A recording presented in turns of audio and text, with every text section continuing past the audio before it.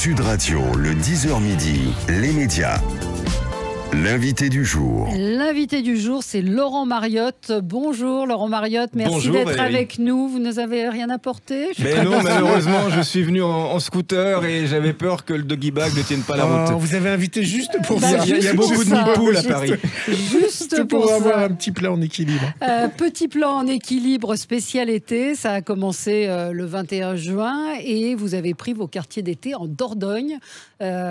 Pourquoi la Dordogne? Petit plat. Alors, équilibre et Dordogne, on va m'en vouloir en Dordogne si je dis que la Dordogne n'a pas de produits équilibrés. Mais pourquoi la Dordogne? Alors pourquoi la Dordogne? Parce que c'est une région magnifique et que ça faisait un moment que tous les étés j'allais sur le littoral. J'ai fait la côte basque, les Landes, la Bretagne, le sud-est, la côte d'Azur, et j'avais vraiment envie d'aller dans les terres après le confinement et d'aller dans une région dans laquelle on mange bien. Alors vous avez raison, la Dordogne c'est connu pour les pommes sarladaises, c'est connu pour le magret, mais il n'y a pas que ça. Et j'ai rencontré aussi beaucoup de producteurs locaux et je vais faire plein de recettes estivales équilibrées. Voilà, équilibrées. Mais c'est vrai qu'équilibre et Dordogne, quand on pense à la Dordogne, on pense à des choses. Non, il y a de belles ressources pour cuisiner équilibré. Un petit peu moins light. Votre livre qui cartonne, Mieux manger toute l'année, qui est paru en octobre dernier, qui est formidable, qui est pour tous les gens. Mais vraiment, je dis dans ma famille, tout le monde l'a acheté parce que c'est vrai que ce sont des recettes simples. C'est vraiment ce qui fait votre marque de fabrique. Il faut dire que c'est pas évident. Le créneau que vous avez sur TF1 est très court. Donc faire une recette en si peu de temps. Il faut aller à l'essentiel et c'est vrai que mon obsession, c'est que les gens puissent refaire la recette le jour même après avoir vu la recette, avec des ingrédients qu'on a tous dans nos placards et des produits de saison, parce que c'est vrai que depuis 12 ans, on met les produits de saison à l'honneur. Ouais. Et donc là, la Dordogne, donc vous avez privilégié, vous nous l'avez dit, des petits producteurs. J'ai rencontré des gens fantastiques. J'ai rencontré un jeune couple qui était en reconversion, qui fait du maraîchage bio avec des courgettes, des pommes de terre nouvelles, des poivrons, des aubergines. J'ai rencontré un couple pareil qui fait de l'élevage de chèvres et de brebis avec des fromages magnifiques. Une dame qui était hôtesse de caisse dans la grande distribution qui est devenue maraîchère bio avec des prix accessibles. Donc voilà, je suis allé à la rencontre de tous ces gens qui ne disent pas mais qui font, vous voyez, qui font en sorte qu'on mange bien. Mettre en avant. Et justement, avec la période écologiste qu'on traverse, est-ce que l'émission qui existe depuis un certain nombre d'années a évolué sur la qualité des produits avec le bio? Vous sentez qu'il y a une lame de fond là-dessus? Enfin, moi, je suis pas très brut. Je suis fils de paysan, donc j'ai toujours été attaché à la qualité des produits, à la saisonnalité, mais c'est vrai que j'accompagne peut-être plus qu'au début les gens sur la viande et les protéines végétales et légumineuses, par exemple. Moins de viande, mais de meilleure qualité, être très attentif à la source des modes d'élevage, donc effectivement, les gens sont demandeurs de ça, oui. Comment vous trouvez ces recettes? Vous les inventez, vous les imaginez, vous les testez avant? Je les teste, j'ai une petite équipe avec laquelle je les teste. Je pars toujours de la contrainte, entre guillemets, du produit de saison. C'est-à-dire que vous verrez pas dans Petit Plan en équilibre une tomate entre fin octobre et début juin. Voilà. Donc déjà, ça donne des idées, ces contraintes. Les légumineuses, comme je vous le disais, les légumes racines en hiver. Je gamberge avec des chefs cuisiniers aussi qui me donnent des idées. En famille, vous parliez des recettes familiales, mais voilà, c'est vrai que l'autre jour, je suis allé déjeuner chez ma mère et qu'elle me fait un poulet à l'estragon, mais je me dis, mais je l'ai jamais fait ton poulet à l'estragon à la télé, faut qu'on le fasse, quoi. Voilà, donc c'est plein d'idées comme ça, simples en fait, qu'on puisse refaire le jour même. On vous écrit beaucoup ou pas? Enfin, je parle évidemment par mail. Par courrier aussi, oui. Et on vous demande quoi? On me demande pas mal de classiques, effectivement. Les gens sont très attachés aux classiques. La mousse au chocolat, les endives au jambon en hiver, tout ce qui est traditionnel, parce que à force d'avoir revisité et revu et corrigé certains classiques, on s'en est éloigné. Donc on a envie de revenir à des vrais classiques en été ou en hiver. La ratatouille, par exemple, il y a plein de façons de la faire, mais la ratatouille à la niçoise, ça c'est un vrai classique. La recette qui a été le plus visionnée, vous le savez ou pas? Les endives au jambon ont cartonné cet hiver. Comment faire pour pas qu'elles soient amères? Alors faut retirer le petit cône qui se trouve dans la base, cuisson vapeur, et il faut surtout pas les laisser baigner dans un jus qui va accentuer l'amertume. Mais moi j'aime l'amertume de l'endive, donc comment faire pour pas qu'elle soit amère? C'est mettre beaucoup de béchamel qui va apporter de la douceur. Voilà, là faut y aller franco quand on fait une recette. Est-ce que vous avez été jaloux du succès de Cyril Lignac ou de son concept? Bien sûr, il va vous répondre. Je pose la question, excusez-moi. Non, parce que Cyril est un copain et franchement ils ont super bien joué M6 sur ça, mais pour vous dire la vérité, ce que faisait Cyril Cyril. Je l'ai fait, moi, il y a 8 ans sur TF1, tous les matins en direct. Ah, mais oui. Je faisais la même chose en direct pour les fêtes de Noël, entrée, plat, dessert, en direct, en public, en plus, et avec les gens à distance depuis chez eux qui cuisinaient. Il vous a volé l'idée, en fait. Voilà, on va dire que voilà, il y a eu... Non, mais voilà, c'était de bonne guerre pendant le confinement de trouver des idées pour que tout le monde se mette à cuisiner. C'est vrai que ça a cartonné. Vous avez le sentiment aujourd'hui qu'on a envie de se réapproprier un petit peu justement la cuisine, le fait maison, oui. Et parce que beaucoup de gens disent moi je sais pas cuisiner, et en fait en regardant ce que vous faites ou des recettes simples, on se rend compte que finalement il suffit de s'y mettre et de se lancer. C'est pas compliqué de faire de la cuisine. C'est à la portée de tout le monde. Il faut suivre les recettes quand on sait pas trop comment cuisiner au début, et comme je le dis souvent, faut pas avoir peur de se planter. Faut oser en cuisine. On peut toujours rattraper le coup. C'est pas très grave, quoi. Donc il faut vraiment y aller, se lancer. Et c'est vrai qu'en ce moment on parle beaucoup de l'importance de bien manger, de l'équilibre alimentaire. Il y a pas 36 façons de bien manger. C'est de cuisiner la première. C'est de dire non aux produits ultra transformés, aux plats préparés qui sont saturés de gras et de sucre et de sel en plus. Oui, de sel. Donc voilà, la cuisine de tous les jours, elle doit être simple. Ça peut être un œuf à la coque avec des bonnes mouillettes, c'est déjà un festin.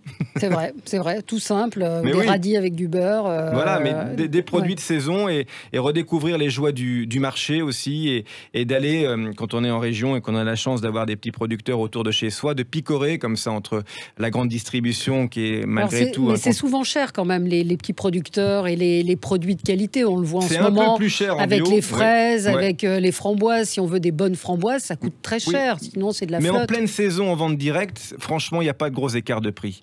Encore une fois, il faut savoir où on place notre argent. C'est compliqué dans les grandes villes. Oui, dans les grandes villes, c'est compliqué. Oui, mais maintenant, il y a des circuits courts. Il y a des circuits courts. Enfin, il y a des magasins qui concentrent des petits producteurs locaux. Ça restera toujours plus cher en ville qu'en région. À Paris, c'est délirant les prix. C'est entre 2 et 3 fois plus cher qu'en région. Mais voilà, en picorant comme ça entre les AMAP, les magasins paysans et les ventes directes, il faut vraiment accepter parfois de payer les produits au juste prix. Aujourd'hui, on consacre 14% de notre budget à l'alimentation. C'est rien, c'était 36% il y a 30 ans.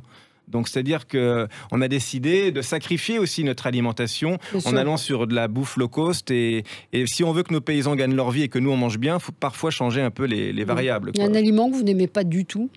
Non, franchement, non. Il n'y a rien. Même les abats? Ah non, au contraire, j'adore. Vous rigolez, je suis un dingue des abats. J'attends le mois de novembre avec impatience, qui est le mois des produits tripiers.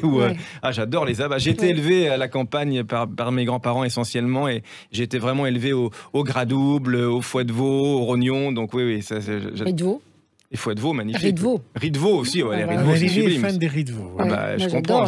J'adore les riz de veau.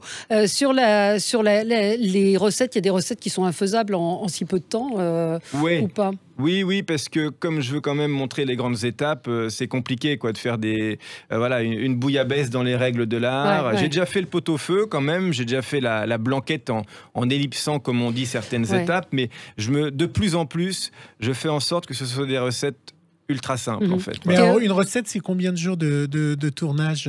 J'en fais plusieurs par jour. Combien de jours? Vous en faites combien par jour? Là, je viens d'en faire 40 là, pour tout l'été, plus 20 émissions chez les producteurs. Donc, je viens de faire 60 émissions. Là, et sur une journée de tournage, vous faites combien de recettes? Alors, ça dépend en studio ou en extérieur. En extérieur, c'est entre 4 et 5. 5 émissions? Et en studio, ça peut aller jusqu'à 6 parfois. TF1 ne vous a pas proposé une émission plus longue?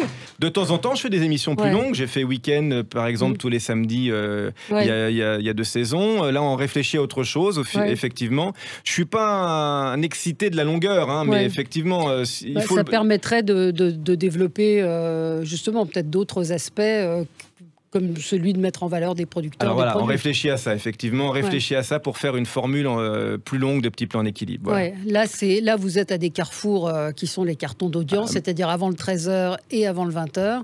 Mais c'est vrai que c'est court. C'est court, oui. Moi, j'avais bien aimé l'émission où il y avait les concurrents qui venaient. Le meilleur menu de France. Le meilleur menu de France, c'était super. C'était très très bien ça, oui. C'était vraiment bien. Pourquoi ça s'est arrêté? Parce que c'était une émission d'été, effectivement. C'était super. Qu'il y a eu beaucoup de concours de cuisine à l'époque, mais c'est vrai que c'était une émission qui mettait en avant les producteurs locaux et les chefs régionaux. Donc ça, c'était vraiment très chouette. Et puis la finale le vendredi, moi j'avais mis les concurrents, ça avait bien marché en plus. Ça s'appelait le meilleur menu de France. Vous regardez les émissions émissions type Top Chef. Ça m'arrive, ouais. Ouais, ça m'arrive. Ouais. Ouais. Donc, non, il y a un super niveau dans Top Chef, effectivement, quoi. Donc, non, c'est vrai que les concours culinaires ont fait du bien à la profession parce que, voilà, les cuisiniers étaient.